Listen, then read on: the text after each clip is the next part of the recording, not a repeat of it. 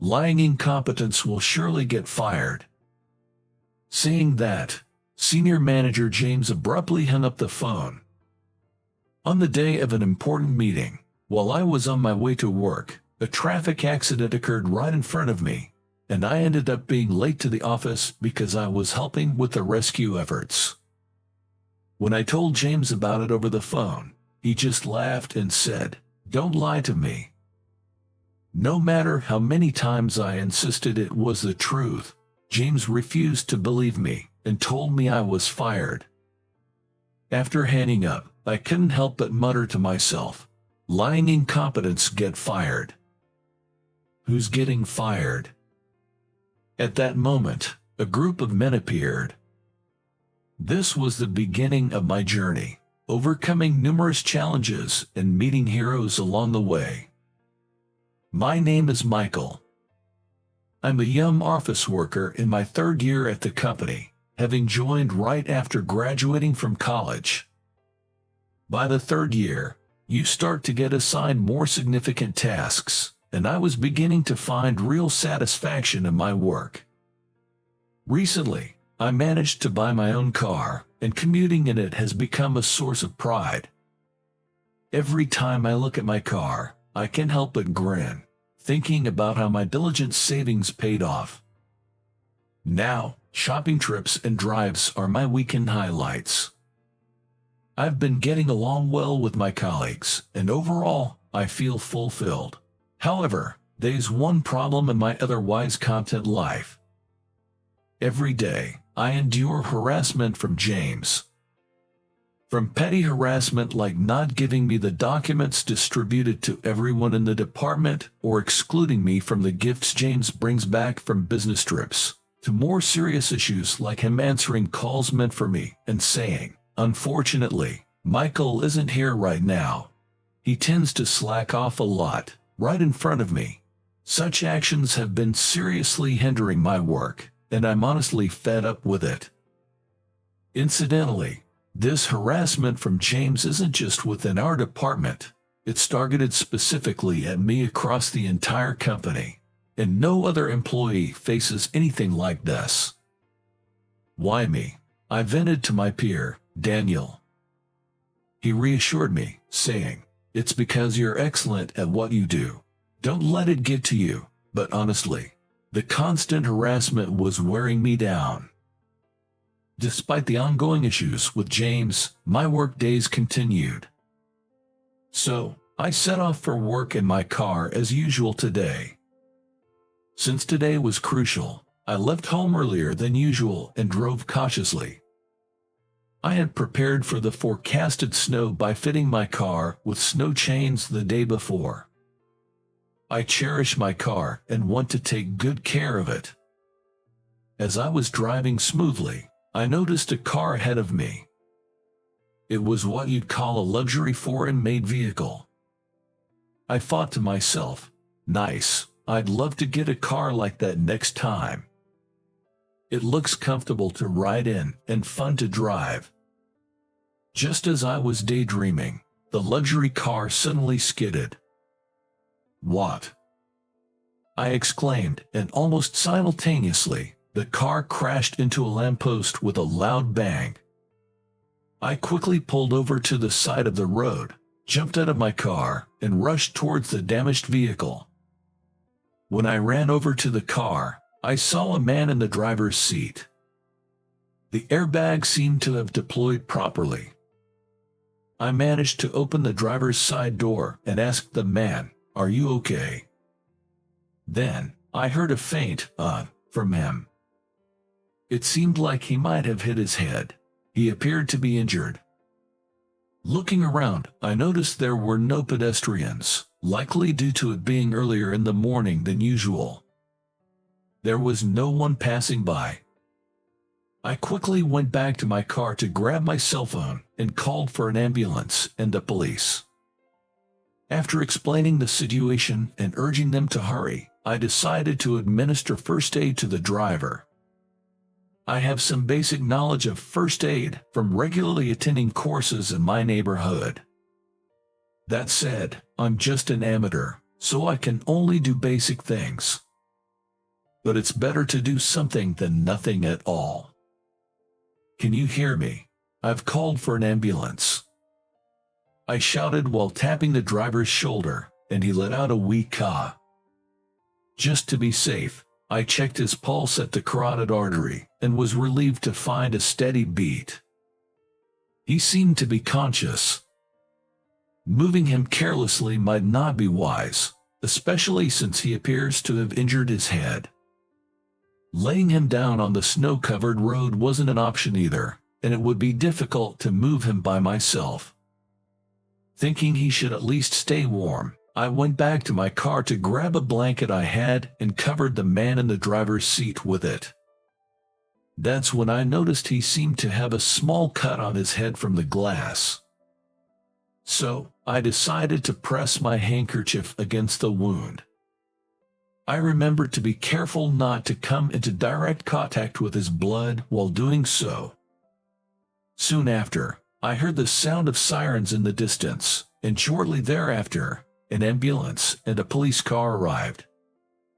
The man was safely transferred from his car to the ambulance. One of the paramedics asked me, "Are you the one who called? Would you mind accompanying us to the hospital?" Concerned about the driver's condition, I readily agreed with it, of course, and boarded the ambulance. Upon arrival at the hospital, the driver was immediately treated. Though he had sustained serious injuries, I was relieved to hear his life was not in danger.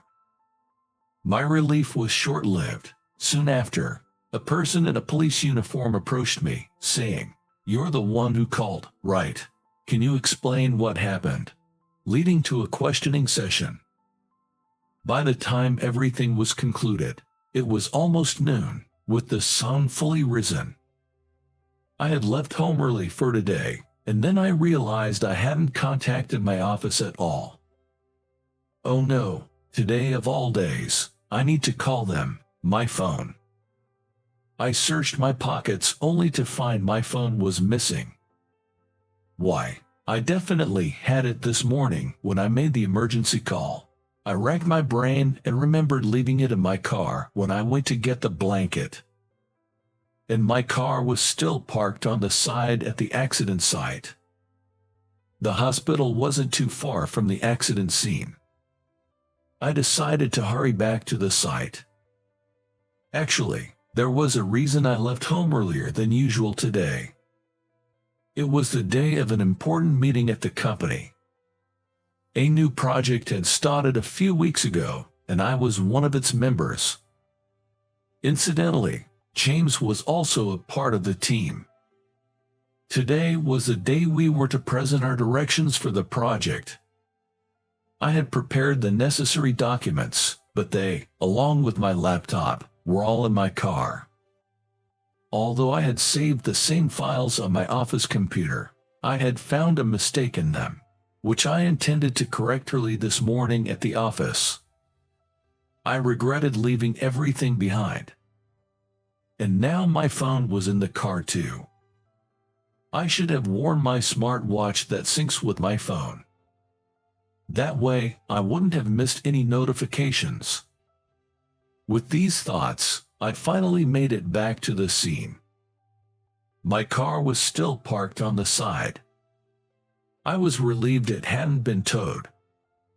I had locked it, so I quickly unlocked it to find my phone and work bag still there, untouched. Relieved that nothing was stolen, I was shocked the moment I saw my phone. The sheer number of missed calls and messages on WhatsApp was overwhelming. This is bad. Sweating profusely, I hastily tapped the screen and called my office, only for James to answer. "Hello." It's Michael. James, it's Michael." I was so flustered I introduced myself twice. It's you. So you finally decided to skip out, and on the day of an important presentation, no less. It's not like that. There's a reason actually. I proceeded to explain everything about the accident. And that's why I left my phone in the car. At that moment, I heard James let out a chuckle. Ha ha. Who's going to believe such a story? As if an accident would just happen to occur right in front of you. Just admit you were slacking off. Frustrated by James's condescending tone, I insisted. It's the truth. Please believe me. Yeah, lies. Ever heard the saying, liar today, thief tomorrow? It was clear he wasn't going to believe me. As I was despairing, he said, by the way, about today's presentation, I used the documents you saved on the company computer, presented them under my name. Thanks for the hard work. What? He presented my work under his name. Yeah, I hadn't prepared anything, so it was convenient to use yours. You didn't show up, and we couldn't reach you, so it worked out perfectly. Kill two birds with one stone, right? How is that a good thing? I couldn't help but ask back. So you were saying you stole my work?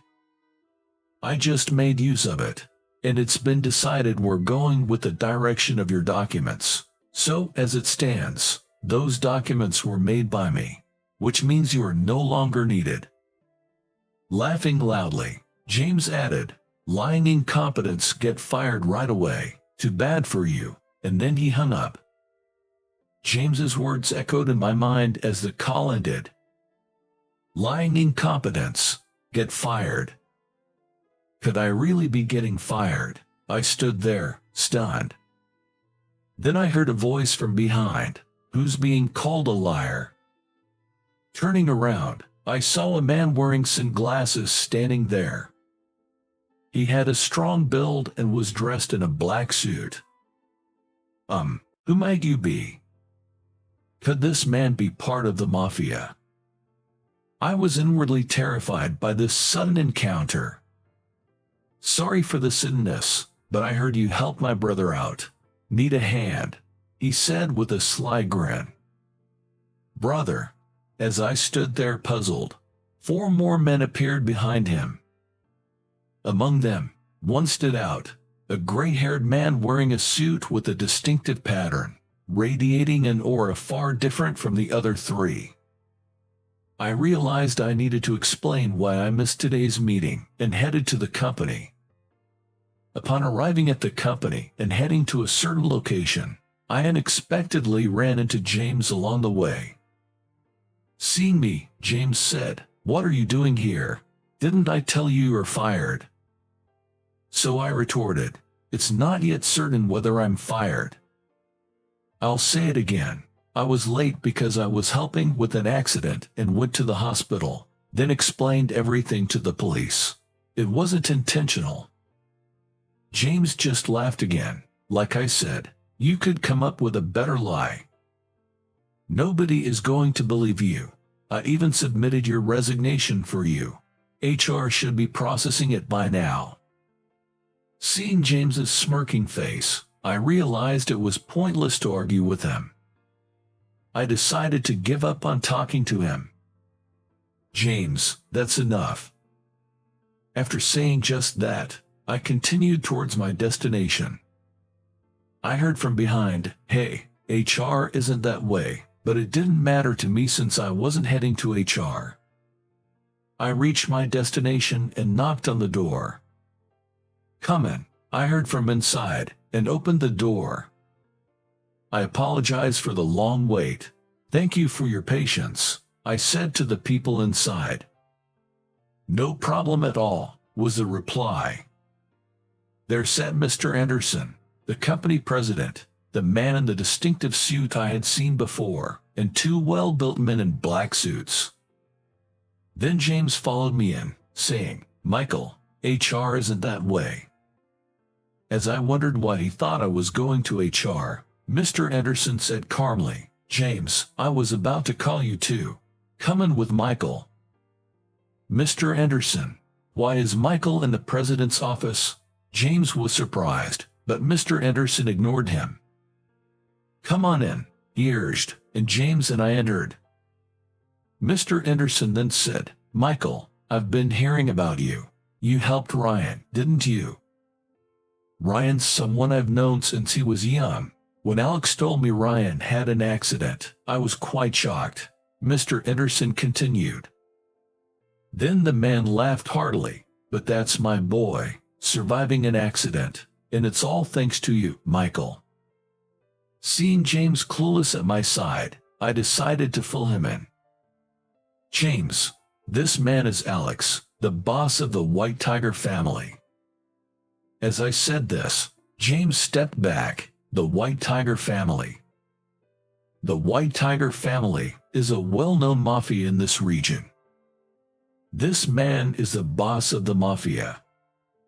He's the one who saved my son this morning, a lifesaver for my son's life.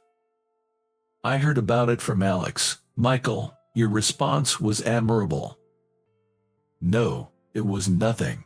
I just happened to have the knowledge. Besides, it's a driver's duty to help the injured, I said, feeling somewhat embarrassed.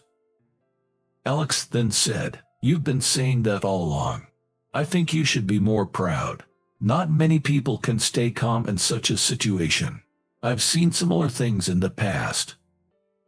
Alex, maybe save those old stories for another time. They might be a bit too much for the younger folks, Mr. Anderson said with a wry smile. As the three of us were talking, Alex suddenly asked, so, Mr. Anderson, why is Michael getting fired? James, who had been quiet until then, stepped forward as if this was his moment. Allow me to explain. This Michael, he not only missed an important meeting today but also didn't prepare the presentation materials. It's only natural for someone like that to be fired, don't you think? He started. Moreover, he's always disrespectful to his bosses and acts arrogantly just because he can do a little work. Mr. Anderson might not know much about Michael, but he's the reason for the poor relationships at work. James ran it all at once. The room fell silent at his outburst. James had a smug look as if he had made his point. There's a limit to making things up. I don't recall ever behaving like that. What is he talking about? Is James introducing himself? As I was thinking this, Mr. Anderson said, James, was that an introduction about yourself? James, not expecting Mr. Anderson to say that, was left speechless. I'd almost burst out laughing, realizing Mr. Anderson shared my thoughts. Actually, James has been a frequent topic at the compliance committee meetings. We've received reports of him harassing a male employee, causing disruptions to work, and there have been complaints about his inappropriate behavior towards female employees, disturbing the workplace harmony. Mr. Anderson continued. It's completely unfounded. But we've received written complaints, and there was an incident where you didn't pass a call for Michael in front of him. There's witness testimony, and we even have videos. Given the severity of the issue, someone from your department submitted them. I was appalled when I saw them, Mr. Anderson said. I was shown the video later, and it was perfectly captured, likely by my colleague Daniel from the same department. Of course, I thanked Daniel profusely. Good peers are invaluable. James, chagrined at being called out by Mr. Anderson, could only grunt in frustration. Seizing the moment, I decided to mention what James had said over the phone earlier. By the way, the presentation James gave today was actually prepared by me. He himself said he used it. James, taken aback, glared at me and yelled, "Don't spout nonsense. You have no proof." True, I didn't record that moment, but I do have proof that I prepared those documents. Proof? Yes, the proof is on my laptop here. It contains the PowerPoint for the presentation content. Isn't it strange for James to claim he made it when it's on my laptop? That's because you stole it from me. That's not true. How could that be? I retorted immediately. However, that's weak evidence, Alex said, and Mr. Anderson nodded in agreement. James gave me a look as if to say, see. Right. But actually, there was a mistake in the documents I made. A mistake. I took my laptop out of my bag, turned it on, and opened the PowerPoint presentation. Then, I showed the part where the mistake was made. I accidentally wrote James's position incorrectly on slide 17. Surely, you wouldn't make such a mistake about your own position, right? What? The slide read, under the direction of James, the department head. Besides, you wouldn't write about yourself in such a manner. I did it because it was for an internal presentation. Haha, imagine writing that about yourself. Alex laughed, and James's face turned beet red. I noticed the mistake yesterday and was planning to correct it. Surely, James didn't present it with that mistake. No, I did present it. It was Mr. Anderson who spoke. I was at that meeting today, and in the middle of James's presentation, he referred to himself as department head. He laughed it off as a minor mistake, and everyone laughed along. I see. That was something Michael had created. That makes sense. Realizing there was no escape, James's complexion grew increasingly pale. Mr. Anderson, James told me that liars get fired. Am I going to be fired? Mr. Anderson shook his head and said, there's no reason to fire you. If anyone is to be fired, it would be James. The man who offered his help, saying, need a hand, turned out to be a soldier of a White Tiger family. The person involved in the accident was Ryan, the son of the boss of the White Tiger family. When the family was notified of the accident and rushed to the hospital, they were told, someone helped him, and they found me at the accident scene based on that information. When they approached me, I found myself asking, I'm being thought of as a liar. Could you please tell James that I'm not lying? Looking back, I realize it might not have made much sense to ask that. Alex then said, is that all you need? There must be more. You saved my son's life. Anything you need, money or otherwise.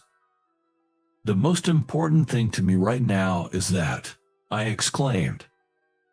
I like your spirit. Whether I'm a manager, department head, or president, I'll speak on your behalf. Let's go to your company, he declared. By responding with a yes, it was decided that Alex and his entire group would accompany me to my company.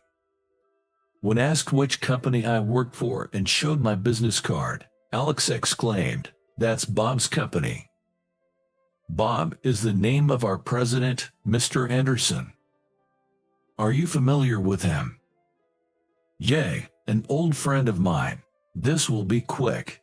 I'll talk to him, and with that, Alex immediately called Mr. Anderson. Upon answering, Alex informed him that the employee who saved his son's life is about to be fired from your company. It turned out Mr. Anderson and Alex were indeed old friends, and they were quickly allowed into the president's office. I also headed to the company in my car and went straight to the president's office. James was called in, and thanks to them, I was spared from being fired. Alex is incredible. The power of a boss. Alex, thank you so much. After James left, I thanked Alex again. What are you talking about? We should be thanking you, but Michael, are you sure you don't want anything in return? Yes, I only did what was natural. Even if Ryan wasn't from the White Tiger family, I would have helped anyone injured. Please don't worry about a reward. But actually, I was once saved by a lifeguard when I almost drowned at sea. He told me, if you ever see someone in trouble due to an accident or disaster, help them. That's how you can repay me. That's become my motto. and what I did was in line with that belief. Mr. Anderson, moved to tears, said, "Michael, you're truly inspiring." Alex remarked, "I knew you were the man I acknowledged." Interestingly, the two men accompanying Alex also seemed to be tearing up. "You're too pure-hearted," they said, "but I don't think I'm that special. I'm content just living by my principles, so I don't need a reward." However, Alex still seemed hesitant. The prospect of a grand gesture of gratitude was honestly a bit intimidating. Then, just like the lifeguard told me, "If you come across anyone in trouble from now on, please help them on my behalf. That's all I ask." "Understood, I promise. I'll make sure my soldiers and Ryan do the same." With those words, Alex made a promise to me. "James was jealous because you're competent and well-liked." Daniel from HR informed me. James had inexplicably submitted my resignation, leaving everyone puzzled. What surprised me the most was that James actually submitted my resignation letter. It seems James had been bad-mouthing me to Mr. Anderson and the department heads, scheming to get me fired by claiming such an employee was not needed. Ultimately, his plan backfired, and instead, he was reprimanded by Mr. Anderson for his unacceptable behavior towards subordinates and was also in trouble with other bosses. Despite James pleading not to be fired due to his past actions and the maliciousness of his behavior, it was decided that he was the one who would be let go from the company.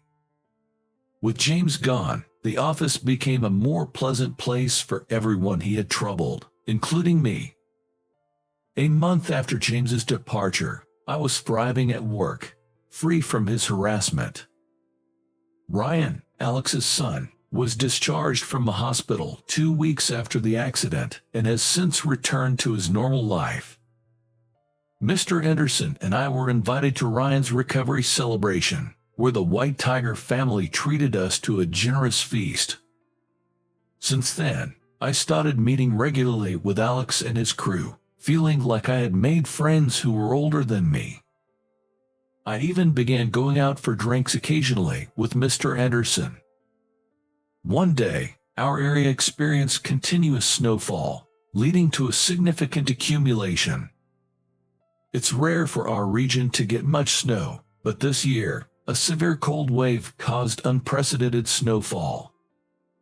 The road in front of our company experienced a massive traffic jam due to the snow, with many vehicles stuck.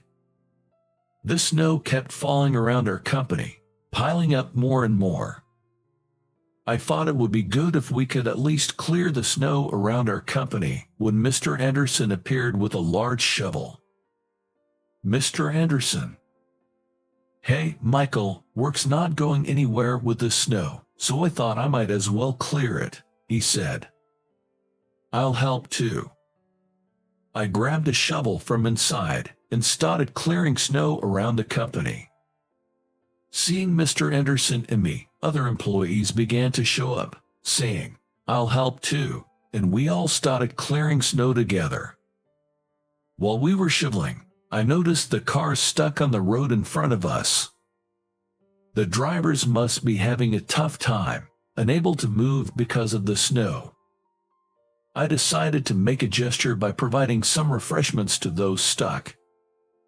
I bought a large amount of sandwiches and hot coffee from a nearby convenience store and distributed them to the people in their cars. "Thank you. Let's all hang in there." We encouraged each other like this. Although this was all I could do, I hoped it helped, even if just a little. Ideally, we would clear the jam, but due to the snow, public transport had been down since the morning, and very few employees could make it to work. We were already doing our best just clearing the snow around our company. As we pondered what to do next, an unfamiliar sound approached. "What's that? An earthquake?" I thought, But then bulldozers and excavators appeared. Several of them arrived in a convoy. "Is this a raid attack?" I blurted out, perhaps influenced by my recent interactions with Alex and his group. "Michael, we've come to help," shouted Alex, disembarking from a bulldozer. "Alex, we're here too." Peeking out from other bulldozers and excavators were Ryan and the soldiers of the White Tiger family. "Why are you here?" I asked in surprise. "Alex, you're late," Mr. Anderson said with a laugh. Sorry, it's been a while since I've driven one, so I'm a bit rusty." Alex laughed heartily. "Bob contacted me, and we thought we'd come to help with the snow removal. Brought whatever vehicles we thought might be useful for the job." Excavators and bulldozers, really? I was surprised they even had such equipment. "We've also called some acquaintances from around here, so more people should be arriving. Let's see if we can clear this traffic jam." We received reassuring words.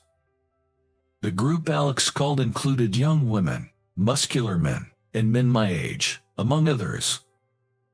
A diverse crowd had gathered.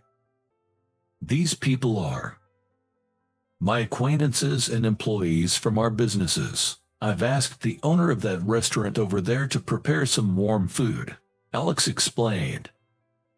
A young lady who looked like a nightclub hostess exclaimed, "Alex, I have a bulldozer license, so I can drive it." "Alex, I can lift cars, so just tell me what to do," said a muscular guy. I wondered how Alex had made such diverse acquaintances. Then, Mr. Anderson, Alex, the local residents, and I discussed and decided to work together on snow removal. We resumed our efforts with the goal of clearing the traffic jam on the road in front of us. We used shovels and snow dumps where bulldozers and excavators couldn't reach. A nearby store happened to have snow dumps. A woman who owned a cafe said, "I don't have a snow dump, but I have a dustpan," and used it for shoveling snow, while a man who worked at a hostess bar used buckets for snow removal. People from various industries cooperated. Gradually, the snow situation stabilized, and with the help of bulldozers, excavators, and other equipment, we finally cleared the traffic jam on the road. Watching the cars gradually start moving again allowed me to finally breathe a sigh of relief. "Good job, Michael." Alex praised me. "Thank you. It was all thanks to you rallying everyone around," I responded. "It was my turn this time since you helped Ryan. I just called on the soldiers, friends, and acquaintances, and they were willing to help. I haven't forgotten our promise. In the Mafia, we take promises and honor very seriously," he said with a laugh. Life in the area soon returned to normal. Later, a driver who had been stuck during the traffic jam made a special trip to our company to say, "You all were like heroes with the food and assistance you provided that day." Hearing that was incredibly gratifying. But the heroes weren't just us. The White Tiger family, Alex, and the people he gathered were also heroes. After the traffic jam was cleared, the people Alex had gathered seemed to have vanished without a trace. They must have returned to their daily lives. Even though they were strangers to me, the fact remains that we all cooperated. The people from the White Tiger family were the same. We're Mafia, so we can't exactly be in the limelight. Let's just say you guys did the rescuing, I was told. So, the people stuck in the traffic jam probably think we were the only ones who helped. But that's not the case. There were many other heroes there too. I'll never forget that. After that snowy day, I had no further contact with Alex and his group. Alex said, It wouldn't be good for a young man with a future to be known for being close to the Mafia like us. It's best if we end our association here. Indeed, me being close to Mafia members might not sit well with society. But parting ways with people I had grown close to felt quite sad. Alex and Mr. Anderson were old friends, but they hadn't met in years for that reason. I'm going to miss you, I admitted honestly. Yeah, I will too, but this is the line we draw, Alex replied with a sad smile. The fun times I had with Alex, Ryan, and everyone from the White Tiger family are unforgettable. Ryan then told me, Michael, anyone who helps someone in trouble can be their hero. Meeting you made me realize that, now, be someone's hero is our motto in the White Tiger family. I never imagined that a simple act of helping someone could lead to so much gratitude and so many new connections. Take care, Michael. You too. Take care. With that, I parted ways with the White Tiger family. Since then, my involvement with the people of the White Tiger family has ceased. Though I no longer meet them, I'm sure they are all doing well. I am well aware that they were the heroes on that snowy day. Afterward, I was promoted and given the position of assistant manager. Apparently, it's the first time someone my age has held this position within the company. Based on your character and work performance, we want you to keep up the good work. Mr. Anderson personally encouraged me, which motivated me to work even harder. If someone is in trouble and I can help, I will. I want to continue to be able to do such natural acts of kindness. I vow to live up to the coolness of those people from that day and to become someone's hero again.